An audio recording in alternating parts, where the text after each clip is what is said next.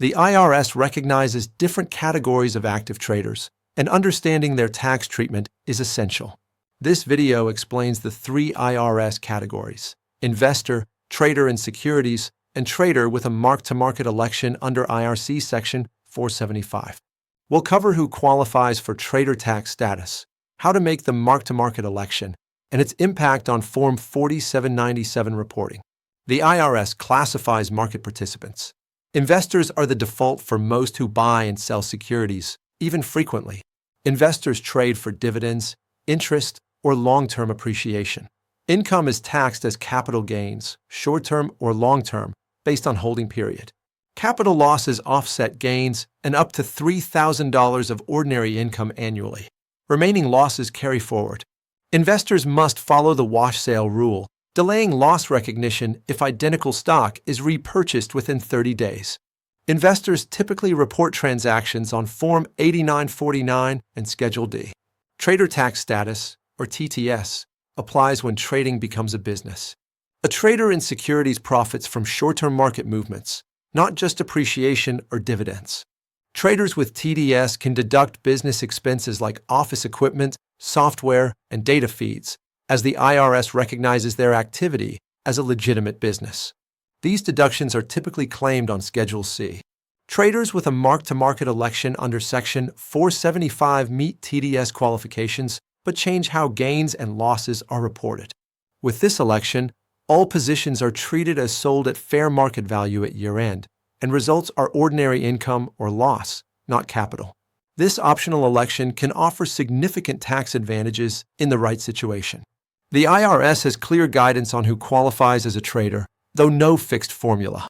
To qualify, trading must be substantial, regular, and motivated by profit from daily market movements, not long-term appreciation. IRS Topic 429 and Publication 550 outline factors for evaluating trader versus investor status. These include the typical holding period of securities and the frequency and dollar amount of trades. Also considered are the extent trading provides income for a livelihood and the time devoted to trading activity. Most TDS qualified traders are active almost daily, with many transactions annually, holding positions for short periods, often intraday. If you meet these standards, you may claim TDS and deduct trading expenses as a business, but the burden of proof is on the taxpayer.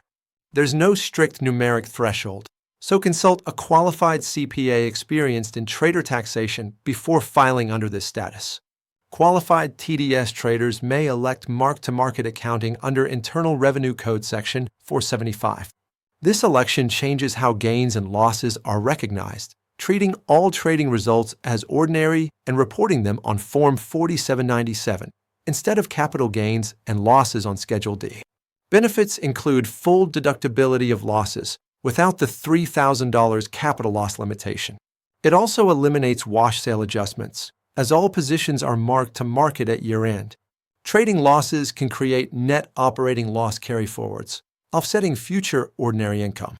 However, this election requires recognizing all unrealized gains and losses at year-end, even if positions are still held. Your cost basis for each security adjusts to its market value on December 31st, so future gains or losses start from this new basis. Making this election requires filing a statement with the IRS by the prior year's return due date, generally April 15th, and Form 3115 with the first tax return using mark-to-market.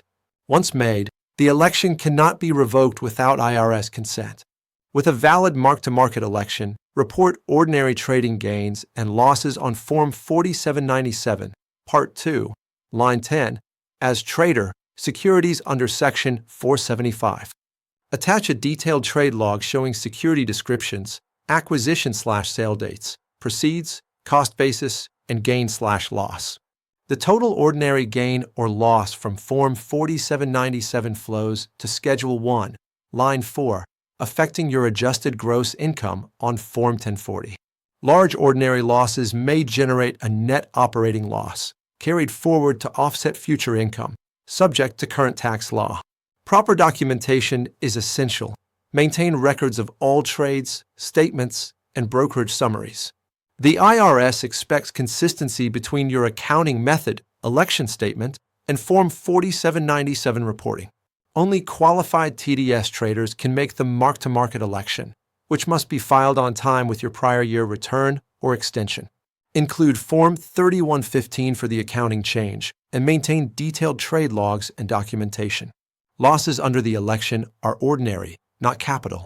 Always consult a CPA experienced in trader taxation before applying these rules.